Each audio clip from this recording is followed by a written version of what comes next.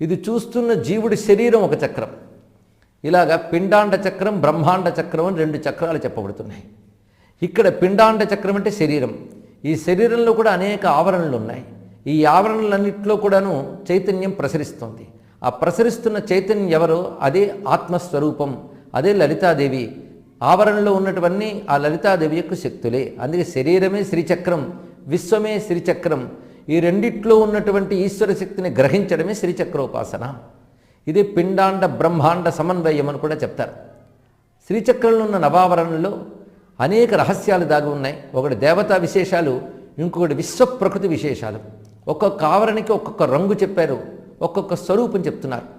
అది ఎలా ఉంటుంది శ్రీచక్రం అంటే బిందు, త్రికోణ, వసుకోణ, దశారయుగ్మ, మన్వస్ర, నాగదళ, షోడశ పత్రయుక్తం, వృత్తత్రయంచ, ధరణి సదనత్రయంచ. ఒక్క శ్లోకంలో మొత్తం